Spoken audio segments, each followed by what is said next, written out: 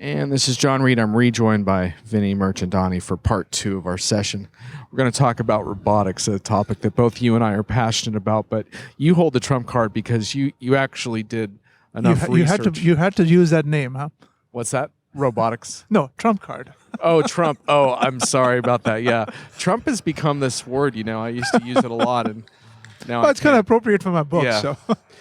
So ever since I've known you, you've had a strategy of deep primary research on topics around corporate innovation, but this time you shifted gears. Tell us about the book. Actually, it's not. So the name of the book is Silicon Collar, which, if I were to elevator pitch, would be we are known as white collar workers or blue collar workers or UPS as a brown collar.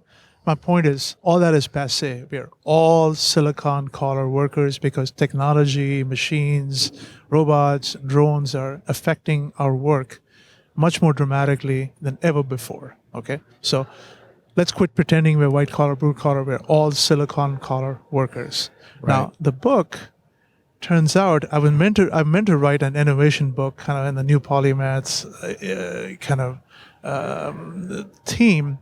So I interviewed 50 different executives, everything from the Golden State Warriors and how technology is helping players and coaches become, next generation metrics, to BP and how they're using robotic crawlers to go down rigs so people don't have to dangle down ropes, how they're using drones to monitor pipelines in remote areas in Alaska and so on, to KPMG and how the public accounting profession is evolving with big data and forensics and other technologies, to hospital, Benioff's Children's Hospital in San Francisco. I talked to the chief medical information officer about how robotic tugs are delivering supplies and how robotic surgeries are happening and how transcription has gotten all with voice recognition improving, has become less labor intensive and so on. So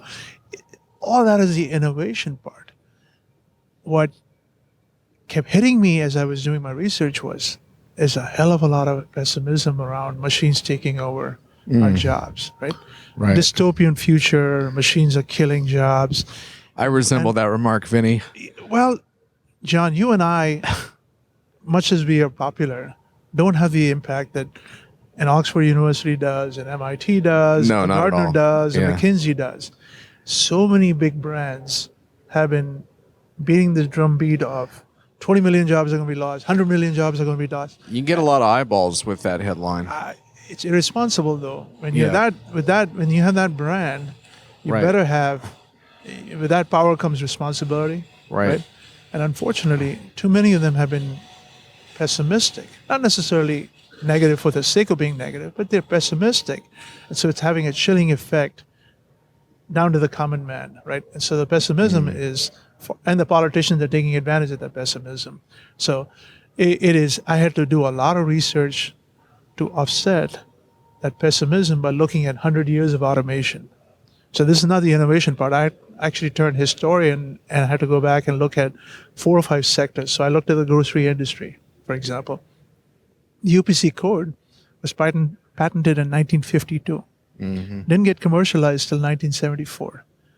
And it didn't kill jobs. It actually increased them because UPC codes allowed companies, Procter & Gamble to come out with many different variants of their products, Kellogg's to come out with 100 different cereals, actually increased grocery jobs. Machines have been taken over since 1958 when Chrysler introduced cruise control, right? We're on that journey. So my point is, automation, as technologists, we think it has impact right away because we're used to seeing Moore's law, dramatic impact. The way society absorbs automation is much, much slower. It takes decades. So I'm not as pessimistic. I'm pragmatic, where we're afraid of all these technologies impacting the workplace. It's happening. It's going to happen much slower than on surface it appears. So. Just to clarify for listeners, don't go out on Amazon today and look for the book because it's not there yet. It might be September. Yeah, so in September. In the meantime, if you go to dealarchitect.com, you can sign up for newsletters, get updates. So I'm sure Vinnie will also be blogging on the themes. You've already shared some of the content on your blog. So is the book then sort of a combination of a historical look at automation and then what you've learned in various industries about where we're headed from here? Or? There's actually three themes. So the two you just mentioned. One is how machines are making us smarter, speedier, safer, right? All my interviews with the Golden State Warriors and BP and KPMG, and I interviewed 50 different executives, winemaking, advertising, very broad look at the labor economy, right? Second part of the book is to offset this pessimism. There's a lot of historical analysis of automation in groceries, in automobiles, in accounting, in the U.S. Postal Service. Everything that we thought would be dead by now. I mean, the U.S. Postal Service still supports 600,000 workers, right? And then I did a third part of the book because my research kept showing me the labor economy is actually pretty screwed up, very screwed up. You can't blame machines. How did it get so screwed up where we have, young, digitally savvy workers, and we have 50% unemployment in Spain, not using their young workers? Or in the U.S., we've burdened our young workers with $1.5 trillion in debt. Or look at our aging workers, they don't have enough to retire on. Or look at our talent management challenges that corporations have. So I've looked at all the trends in the labor economy as a third theme in the book, because I said, you can't blame machines for that. It's man-made problems. Right. And since I'm touching on jobs, I better present that dysfunctional labor economy also. So you don't think that the increased capacity of machines to not, like you said, not just perform blue-collar functions, but cognitive functions, you don't think that's going to be like seismically disruptive? It's not, because look at artificial intelligence in its different manifestations. So we had Turing test. You probably heard of the Turing test, right? When a machine is, you can't tell the difference between whether it's a machine or a human being, then it'll pass the Turing test. That was defined in 1950. Every 5 years we get excited. IBM Deep Blue beat Gary Kasparov. And so surely the machine can now pass the Turing test. It didn't. Then we had Jeopardy, right? Now people are saying Amazon Echo, machine learning, can beat the Turing test. Right. 70 years later, we're still not there, right? So as technologists, we get all excited about these things. We hype it up. And the reality is the adoption, first of all, they're not ready to be implemented. When they're ready to be implemented, the adoption curves are much slower than we like to believe. So you don't think like in 20 years we're going to have mostly driverless cars on the road? I don't. And let me explain. Since you picked on driverless cars. Rip from the headlines. Well, there are three elements to driverless cars that the book covers, right?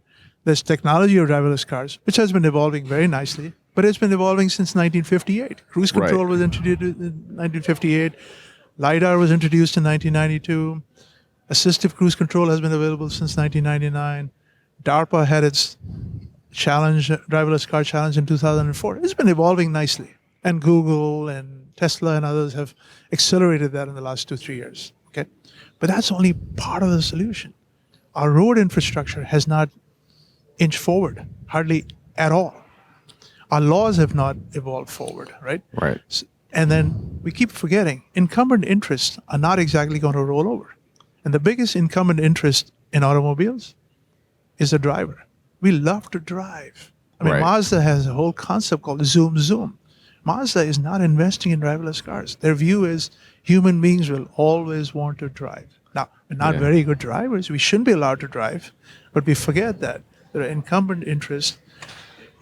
Auto insurance isn't going to exactly roll over. I mean, cities that get a lot of speeding revenue are threatened with no revenue from driverless cars because they should run at the speed limit. They have no interest in exactly pushing driverless cars, right? Parking lots will be threatened by driverless cars because you don't need to park something for 8 hours, right? Yeah. So all these incumbent interests aren't exactly going to just say, oh, wonderful, let's move to driverless cars, right? But so if you look at the three elements, technology is evolving nicely. Infrastructure is not evolving hardly at all. And let me explain that. Delphi is a tier one supplier to the automobile industry. Just like the Google car, they've had a Delphi car going around the country using driverless technology. They've come back and reported that every state, and we are very uniform as a country, every state has slightly different lane markings. So we need to move to a consistent lane marking. We'll have to invest in new traffic lights that can deal with driverless cars. We'll need new construction workers with sensors to deal with driverless cars. We need new optics to be able to communicate with this. All this is going to be needed when cities and counties are going to have shrinking fine revenue, right? Right. We haven't thought through all that. So I don't think it's going to happen for a long, long time. Now, there are some scenarios where it'll happen. So in Europe, they're looking at what's called truck platooning. So there's a driven car at the head of a train. The following cars are driverless. And so there's advantages to that because you can have compressed spacing, right? The driverless car should be able to, rather than 6 feet needed, maybe able to manage with a shorter distance. However, even in Europe, guess what the law is saying?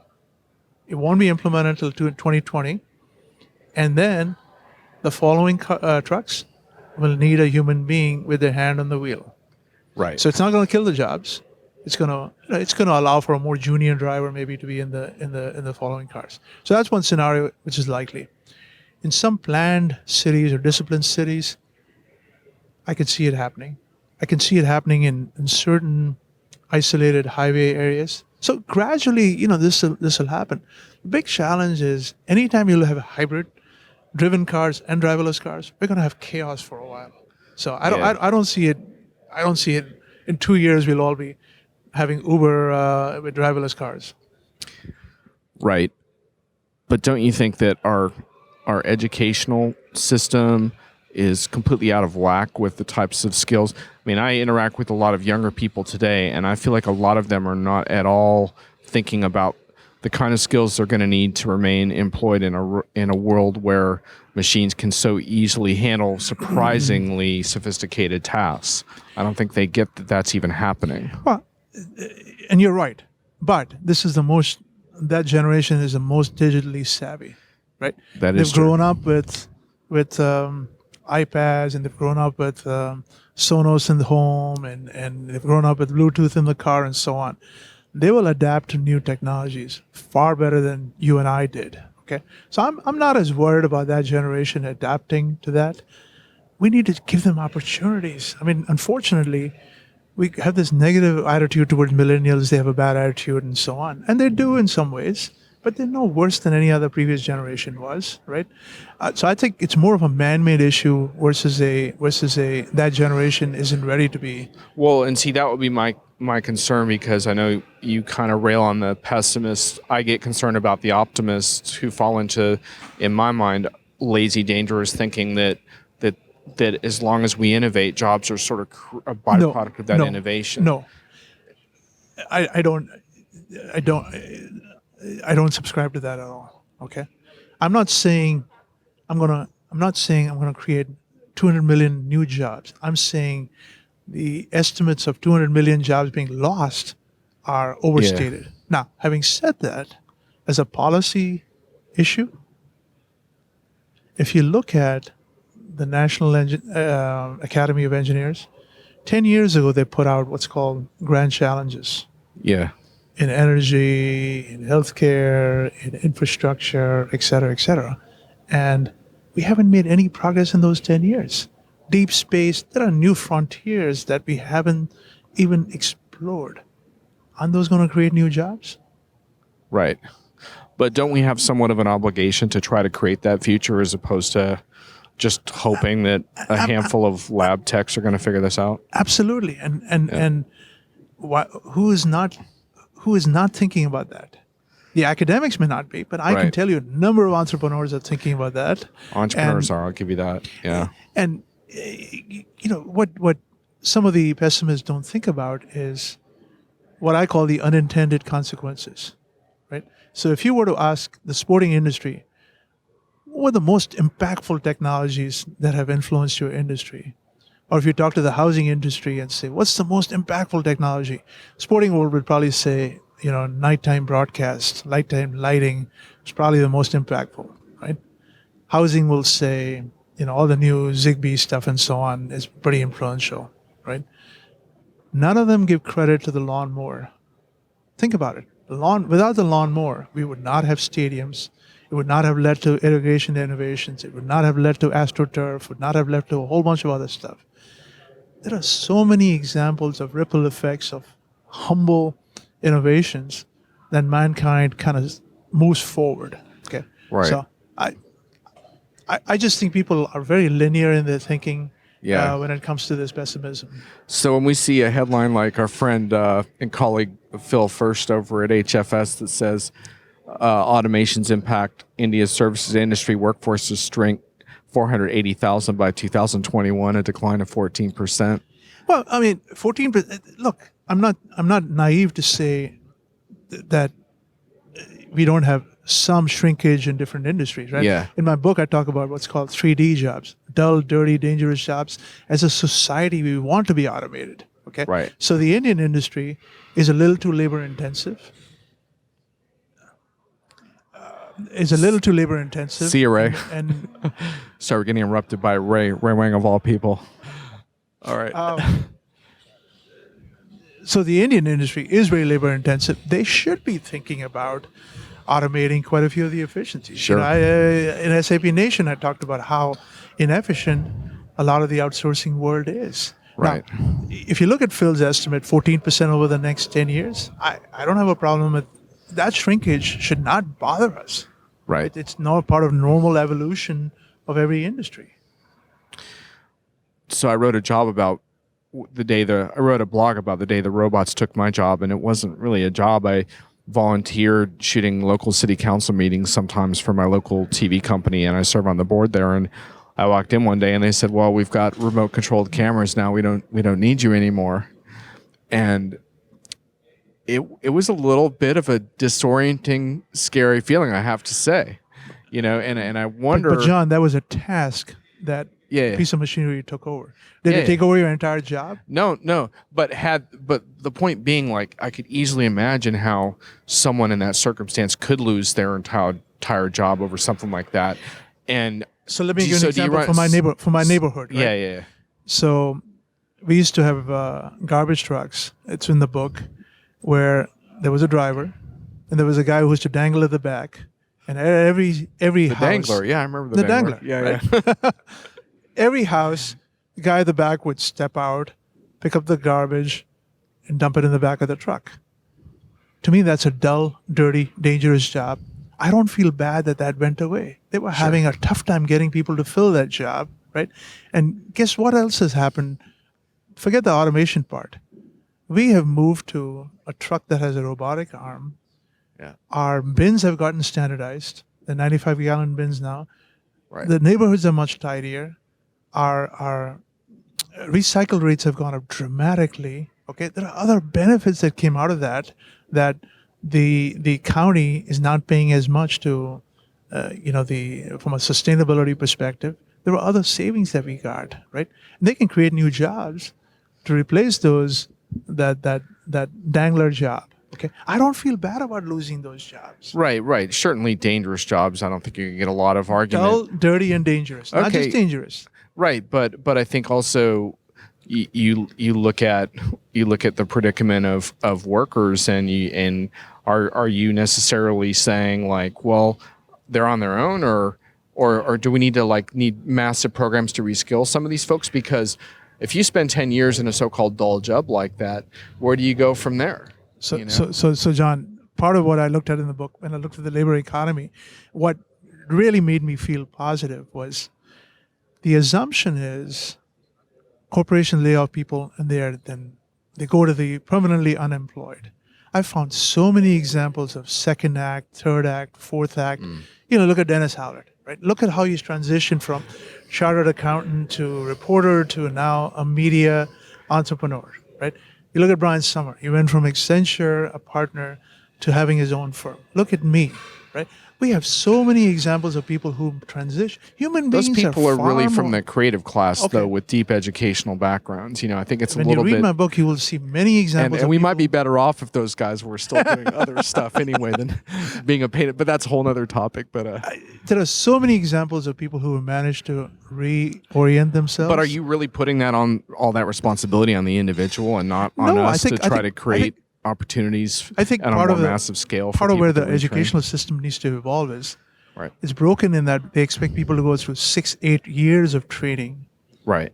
When it should be much more 3 months, reorient yourself to a new opportunity. Okay? Right. So that is something as a society we need to move towards. Yeah. I think we need to move towards portable benefits, where people are not tied to an employer, and when the employer lays them off or decides they're no longer needed, suddenly they lose all their health care and so on. We need some level of safety nets for an economy that is a gig economy where people are working for multiple jobs. Yeah, I think there are a number of societal investments we do need to make. But in the end, it comes back to, I can't defend somebody who sees automation 20 years from now taking their jobs over, who just sit there and go, I'm not going to do anything about it, right? I mean, that's where the personal responsibility comes up. And the good news is we have so many opportunities that if we just keep a positive attitude towards. And by the way, the IRS last year reported our adjusted gross income for the country, all the tax returns you and I filed, $9 trillion. So that's after the adjustments. So it's about $12 trillion for us to, the pie is pretty big. There are the Bureau of Labor Statistics has 800 named occupations it tracks.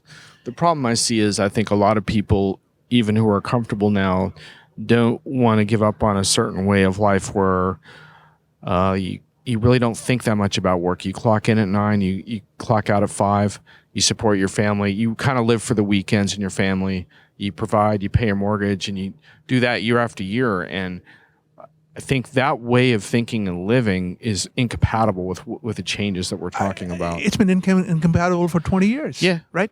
I mean, the concept of a lifetime employment, a pension. Right. If you're still clinging to that, you're delusional. Right? Right. So much more you have to think about. I'm going to change probably 5 or 6 jobs over the course of my career, and what do I need to do to make that lifestyle work for me? Right. John, the good news is I see millions of people are doing that. Oh yeah. 10% are not, and that's where the discontentment comes up, and where the politicians are really getting, making it sound like that is the mainstream. It's not the mainstream. Right.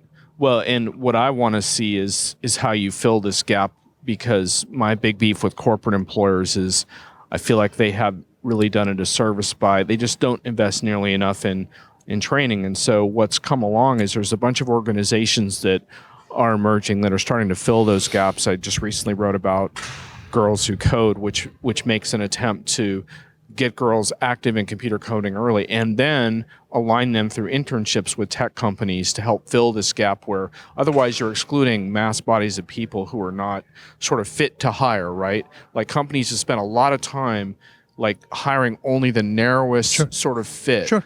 And to me, that's really incompatible with what we're trying to do now. But so I'm not going to defend corporations too much, but let me just paint a picture of the average corporation, Fortune 500 or S&P 500 corporation 50 years ago survived 50 or 60 years. Today, the average life is 20. Right. Okay. So they've had to make some radical rethink in terms of how they operate, how they hire people, and so on. Okay. So not defending them. I'm just saying that's the reality. Right. The average worker has learned to become just as agile.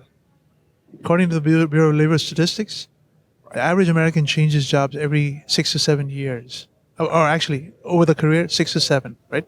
So you've got two extremes where corporations are seeing a very fluid labor force, and labor is looking at corporations and saying they're not loyal. I better not completely put all my chips in that Right. basket here, right? So we do have a mismatch. I mean, there are 6 million jobs that are unfilled, John. I mean, you go to the trucking industry, they have 25,000 jobs at $70,000 that are unfilled. Right. So when somebody whines about, "Hey, I don't have anything to do," and then they'll go, "Well, trucking is such a dangerous job and it's such a lonely job and all that." Yes, it is, but don't complain that there's not much opportunity, right? I mean, U.S. Postal Service, not a great job to many of us, but I sat next to somebody on the train last week. He works for the Postal Service. He says, Vinny, if I work overtime and I do some supervisory jobs, Right. he's making $100,000 a year. Yeah, he's making more than we are. What? Yeah. The point is, we can sit and whine and say society's not taking care of us. There's so many opportunities, though. Right. So I'm starting to think that a big part of the solution is the types of programs I'm talking about, because your point being that companies have a gig worker mentality and they're worried about overinvesting and people are going to leave. But what you're seeing now is a little more of an effort to bridge the gap. There's some really interesting programs right now for autistic workers, for example. It's the same type of thing.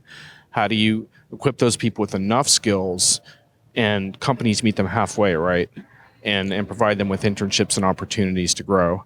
And to me, that's a big part of, if you want to talk about the way beyond this, it's got to be partnering with groups. There's another one I was just looking it up called Launch Code. They provide paid internships for people who lack credentials. And to me, that's the gap, because if you want to talk about these changes, you have to get across how you're going to reach everyone, not just a... But John, don't feel bad for the worker.